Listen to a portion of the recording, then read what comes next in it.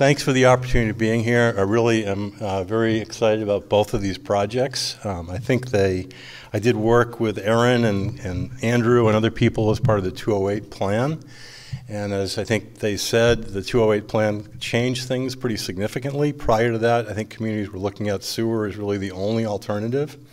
And we all know it is a critical component of, I think, any town's plan to solve this problem. But we learned through 208 and since then that there's about 40 other solutions that towns can consider in putting together what we're going to call a hybrid plan, which is common to both of these projects that I want to talk about.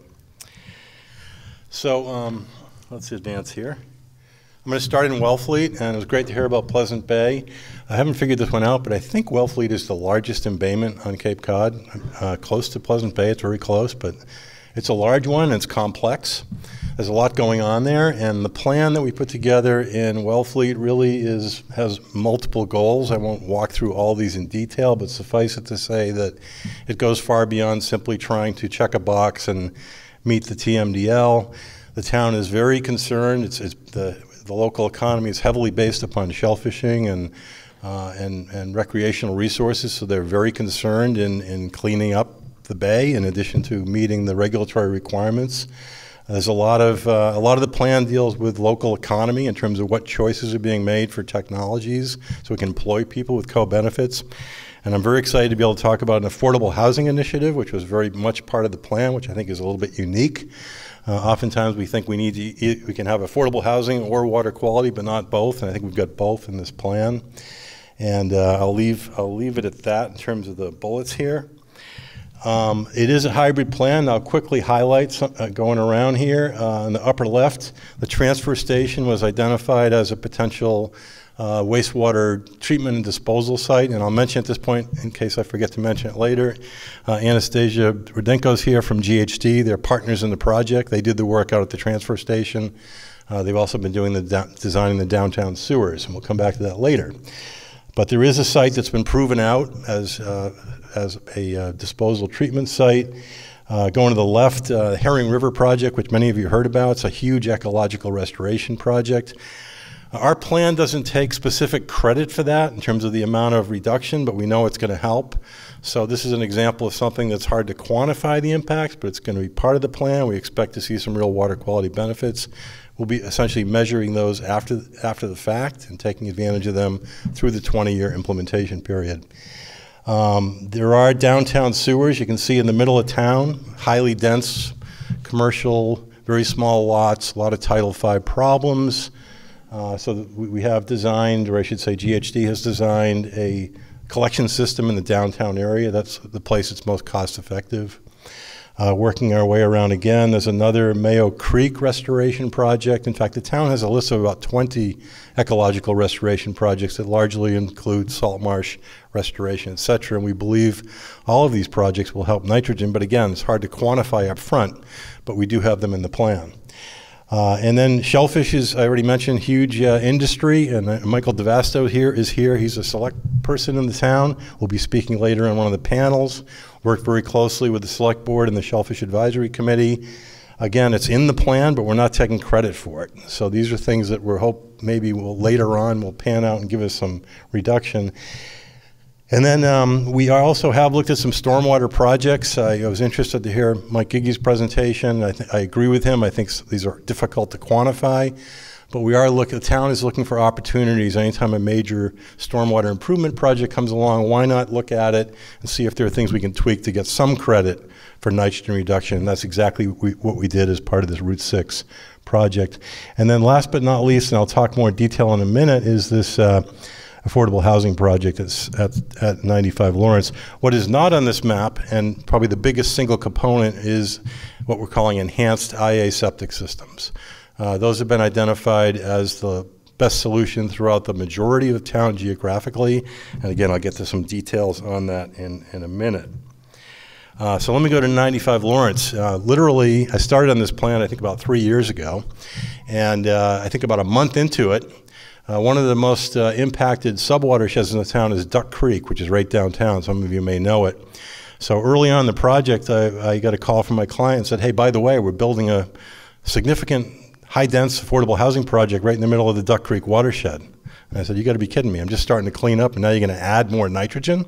So we talked about it, and what we did is developed a strategy to provide the best on-site treatment, but then also went further than that and tied the project into a number of neighboring properties. And you can kind of see from this picture here, in the middle there's a ball field, and in the background is housing as part of the affordable housing project, but there's also an elementary school, a police station, a fire station, all of which were on Title V. So we said, why don't we tie this together and see if we can actually end up with a net reduction, and that's exactly what we did. Here's the, sorry. Here's a map showing in the center the affordable housing project, and then on the lower left is the police station, fire station, elementary, and then beyond that, surrounding the area are the neighborhood homes, which we're also looking at tying into what we're calling a cluster system. And then here's the quick math. So in sort of in the middle right, the affordable housing project itself, had it gone on Title V, would have added 479 kilograms per year. By adding the right enhanced IA technology, that gets reduced to 69, but that's still plus 69. So if we go quickly around the left there by connecting the fire station, the police station, in the bottom you can see the calculations. Each one of these connections created a net reduction. So overall, building affordable housing and creating this infrastructure, we're actually reducing the loading to Duck Creek by 459 kilograms. So there you have it. We're getting affordable housing and water quality improvement at the same time. They've also received, the town's received a MassWorks grant for this project, which is tremendously helpful. And as I've told them, I want them not only get to the permit and the grant, but I want them to get an award. And I hope they do, because again, affordable housing has been a tough nut to crack all around the state. And in my view, it's often been a trade-off. Here, we're getting both, and I think it's a tremendous example. And I think other towns might be able to follow. Now, the reason this happened, of course, is because the affordable housing is located in the right place, meaning near high-dense areas where you can get infrastructure. And perhaps there's a lesson there to be learned. This is just a close-up of the downtown sewering area, which I won't get into in great detail, but I will mention this is currently being revised. GHD is looking at this. They're doing a sewer CAD model, looking at pump stations, and tweaking this area. So this area is going to change slightly, and the calculations will change slightly. I mentioned the core of the plan is enhanced IA. We haven't had a lot of detail on that yet today, and I'm sure that I think there's more this afternoon in some of the workshops. But quickly, what we're looking at is putting a treatment system between a standard septic tank and a leach field. Those who are not familiar, as DEP did a great job laying out the updates on Title V and some of the listed technologies. The system that goes in the middle is variable. There are a number of technologies that can do this. In Wellfleet, we're looking at specifying through health regulations, and we're working on that right now. I'm working on that with Heath, the health agent who's here, and basically targeting systems that can perform at 10 milligrams per liter or better, because at that level we really find we get a significant net benefit town-wide, and I'll show you some of those calculations in a minute.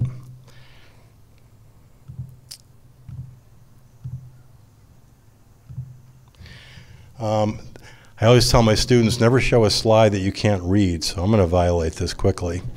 What I will tell you is this is one of the data sets from one of the technologies, Nitro, which I believe Leldon showed us earlier. This is the full data set, and you can see that the average concentrations are down around 7 milligrams per liter coming out of the system on average. And it's funny, I've had the same conversation with at least 3 or 4 people here today during breaks. The estuary is not interested in the variability of how these systems perform. The estuary is interested in the average concentration. So if some systems aren't performing well, and that may be because a lot of people live at home and they frankly urinate at home as opposed to the office, that makes a huge difference in the nitrogen coming out of the system. The estuary doesn't care about that. What the estuary cares about is what's the average load throughout the entire watershed. So we're working with MassDEP, and they're going to talk later about an RME or a septic utility program. We're going to be monitoring systems. And the reason I say this, you can see the variability in the data. Some of them are high. But again, I think the important thing is the average, 7 milligrams per liter coming out of these systems on average. So they work very well on average, and I think there's a tremendous promise for being a cost-effective solution because of that. On the financial side, we did look closely at some work done by the Barnstable Clean Water Coalition, Z. Crocker's here, as well as some work done by the Buzzards Bay Coalition Project. Both organizations installed a number of IA systems. They documented performance, they documented costs, which is pretty important. And these numbers, this study is about 2 years old. You can see we've updated it. The costs, current costs, assuming the update for these systems on average is around $45,000. The one thing I will note here is both of these studies documented that about half the time you needed a full replacement of a Title V system, meaning a new septic tank, a new leach field, and the treatment unit. The other half of the time, the homeowner was enabled to keep the septic tank and the leach field and simply insert the treatment unit. So the costs are, that's why they're averaged out, and half the time be less, half the time more in our experience based upon that. So that's why we end up with the average cost of around $44,000. Less expensive if you don't need to replace the septic tank and leach field, and perhaps a little bit more expensive with the full replacement. And I should just mention, again, second slide you can't read, but I'm just going to tell you, recently in Truro, town of Truro, they did a survey. They got 5 different bids on one of these systems going in. They ranged from $42,000 to $85,000. So the trick here is to get competitive bids. This homeowner selected the second lowest one at $45,000. This is for a full replacement. Septic tank, new leach field, and the treatment unit. So there's a lot of, I'm going to call it misinformation out there. These things cost a lot more, $100,000 per house. If you only get one bid, you might get a price like that.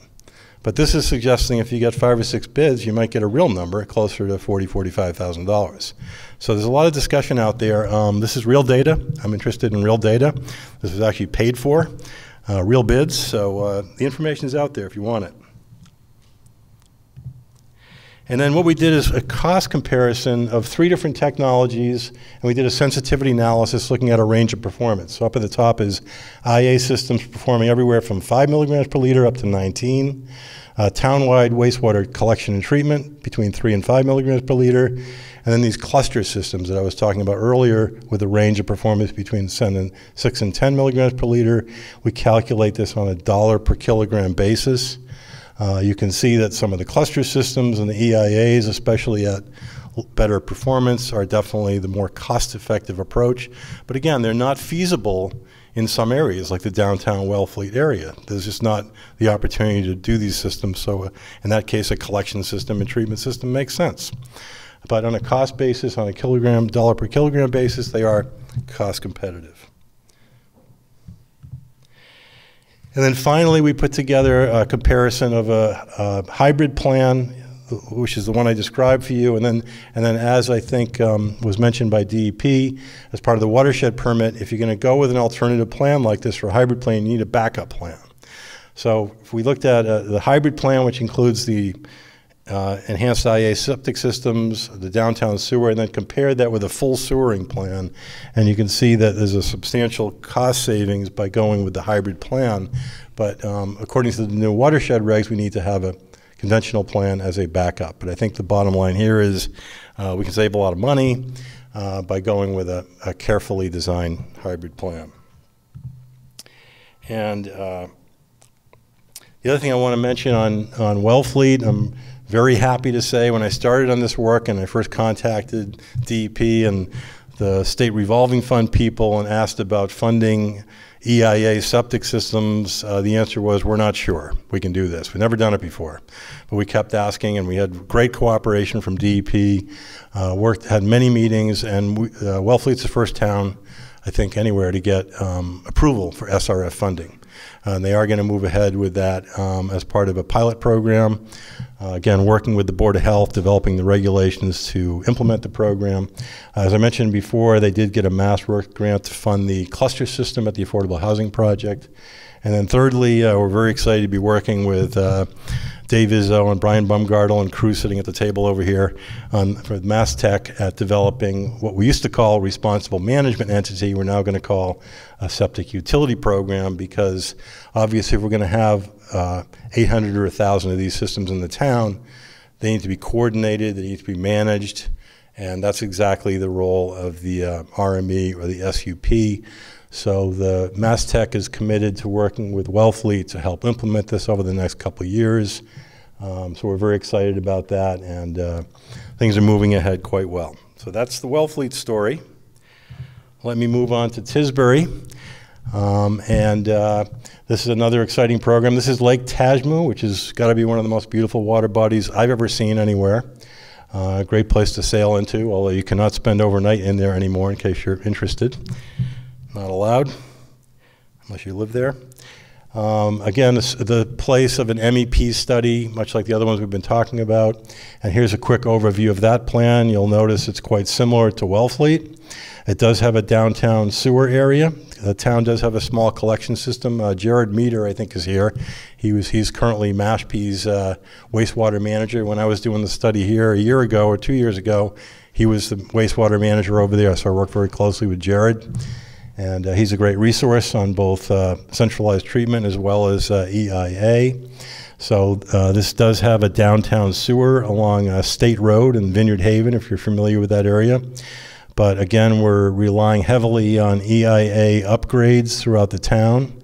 Stormwater fertilizer controls are part of this. We also have a fertigation program at a golf course, much like Mark Nelson talked about in Brewster, and taking some credits for that, or proposing some credits for that. But again, this program is largely based upon EIA upgrades, and here you can actually see the numbers. Here's a slide you can actually read, I hope. So you can see the sewering, so-called B2 district on the top. There's a 560 kilogram per year reduction.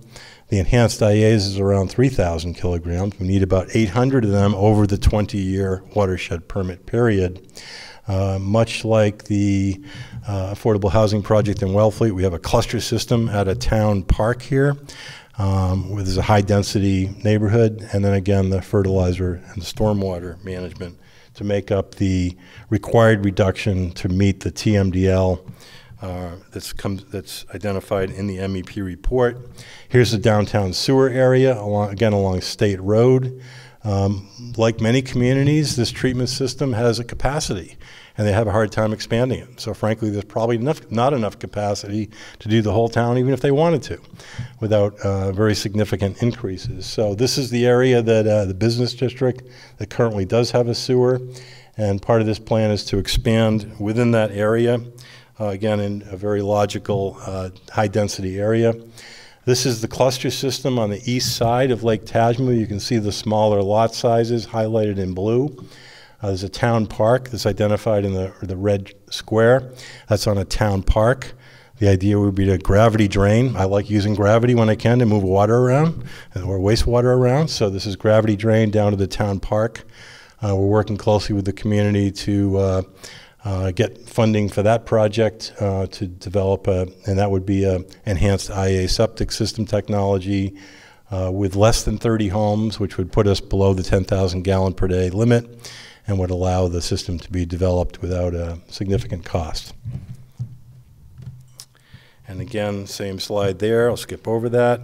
I guess this is I think my last slide or my next last slide, so I want to take a minute on this.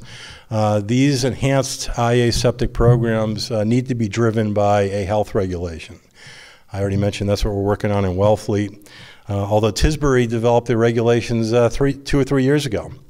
I think they are the only community that I know of, happy to be corrected, that have this in place. So there's a lot to learn, and it's going quite well, I think. And so I just want to quickly go through what they have triggers in their health regulations. So certainly any new construction in the watershed and has to be an EIA system, and they are defining it at 10 to 13 milligrams per liter. That number has changed, or better, so that it would be the same technology we talked about earlier. The second trigger is at the time of replacement upgrade. So somebody wants to add a bedroom, expand the property. That's going to trigger an EIA upgrade. Additional development on the property or change in use is the third one. And then the fourth one is at the time of property transfer. So this is what their regulation says in Tisbury. They have about 60 or 70 of these systems in the ground now. I think it's fair to say more than any other community that I know of. They have a lot of experience with it. We're currently working at developing an RME or SUP structure for the town. And I know Sherry Casso is here from Martha's Vineyard Commission. This discussion about possibly expanding that on an island-wide basis for the 6 towns on Martha's Vineyard to have a responsible management entity, because I think it's fair to say that all 6 towns on Martha's Vineyard are considering an enhanced IA component to their wastewater management systems, especially up island where there's a lot less density. There's a difference between the load and the concentration. And you're putting numbers there that reflect the load. How did you get to those numbers? Load is concentration times flow. So we use for these calculations, we used the MEP numbers. We also calculated them we actually calculated them 3 different ways. Actual measured concentrations of flows, but in the end, in the plan, because it's going to MassDEP, the MEP numbers were used. Okay, so you don't have any water meters in the house that actually measure the amount of water that is going through, so you actually have the number of load? Not here, but we do have them at Schubel's Pond in the Barnstable Clean Water Coalition study, which is used in part to quantify these loads. But it's basically an MEP report. I'm sorry? So basically it's the water flow that's in the MEP report. We're using the MEP numbers officially in the report, I guess is the best way to conclude the answer. I have one more question. It's about the landscaping cost. Did you include landscaping cost when it's the cost for this installation of the IA system? Landscaping is not included in that because it's variable. That's huge. And it's not included in the sewer connection costs either, because it's variable. Hi. You talk about reducing the nitrogen going into the system or filtering it out so it doesn't go into the watershed, but we've had problems with some products, chemicals, whatever, where now you have this product that's in the environment, but it's not going into the water. What is being done with all this nitrogen? Just curious. I'm not sure I understand. What's being done with the nitrogen that's being taken out? You're going in and putting in these systems to filter out the nitrogen, so the nitrogen goes someplace. Oh, I'm sorry. Well, it doesn't become non-existent, so nitrogen is a problem anyway. Where does it go? It goes to nitrogen gas as denitrification. So the primary treatment mechanism in the EIA septic that I showed is they use wood chips as a carbon source. So the bacteria, denitrifying bacteria, translate the nitrogen into atmospheric nitrogen. It's once it's in the atmosphere, it's not considered harmful. It's inert. We breathe it, so it's not a. The denitrification is a very nice solution, and in fact, most of the treatment technologies, including the centralized wastewater treatment plant, does the same process. It goes to nitrogen gas. Thank you. The Wellfleet example that you showed, it was unclear to me. You talked about the net reduction in nitrogen, but were all those houses and the police station or fire station, whatever it was, in elementary school, were they all being tied into a single system? Or yes. Okay. And sorry, I wasn't could you clear. talk a little bit about the technology of that community system?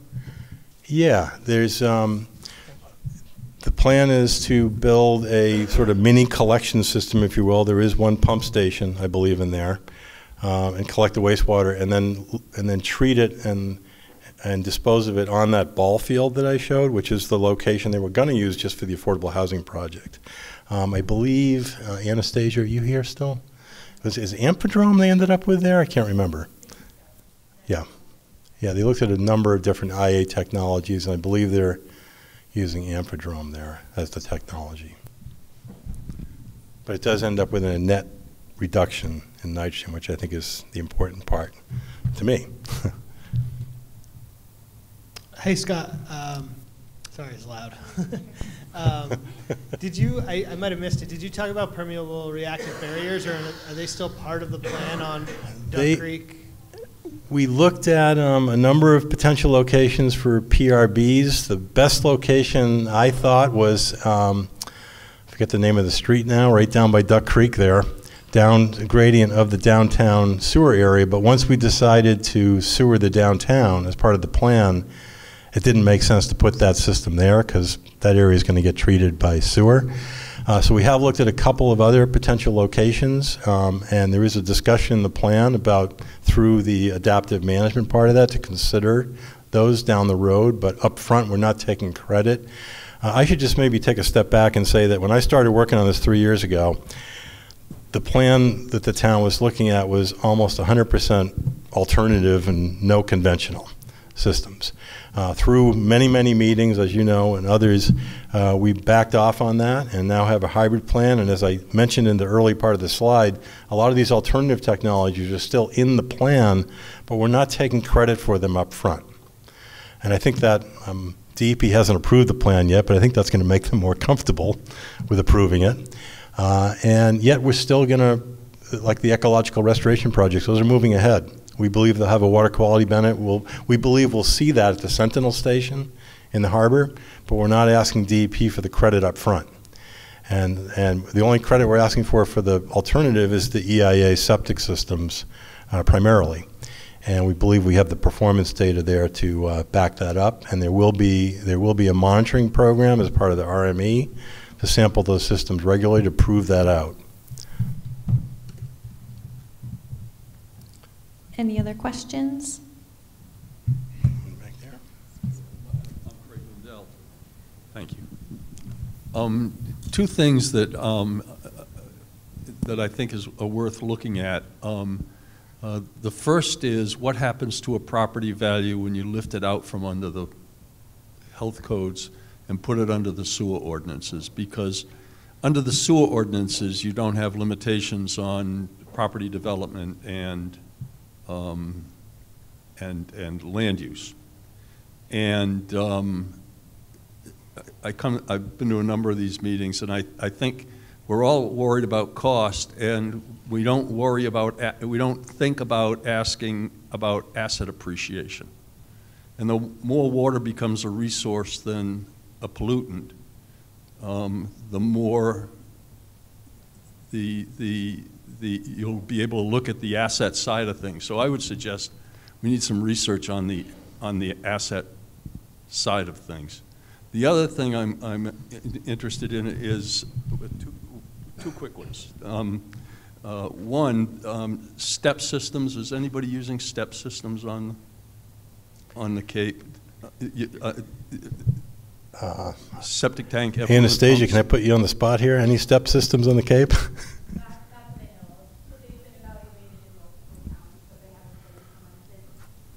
Yeah, the septic tank effluent pumps are being used all over the country, and you have a group out here called Arenco who make a good one, and they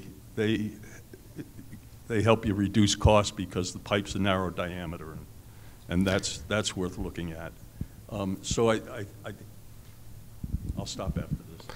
I think part of the reason that the clusters are so expensive is the regulatory structure under which they're complied to respond. If collaboration is a serious opportunity here, is there enough collaborative intent on the regulatory structure to relook at that structure so that you can bring your costs down? We go from whatever you are under 10,000 gallons a day to 5 days a week, 2 hours a day, and why not incrementally stretch that until the numbers even out somewhere around 40,000 gallons. So I don't know what the political relationships are and so forth, but I think there's a lot of money on the table that could be seen if we could look at it a little bit differently. I'll just briefly respond to your first question about assets and costs, and I'll be careful here because it's not my expertise, but The downtown sewer, I think, would achieve kind of what you're talking about by providing the sewer. And if I understand your question correctly, with the IA septic, that doesn't provide the same asset potential because it's limited to this. But the other side of the coin is affordable housing, as I mentioned earlier. By increasing the asset value of a property, I believe you're making it less affordable because the value of and cost of it goes up. So there's two sides to that coin, I think, and some of us are very concerned about affordable housing as we are with asset increases on property. I'm one of them. Thank you very much. Round of applause for Scott, please.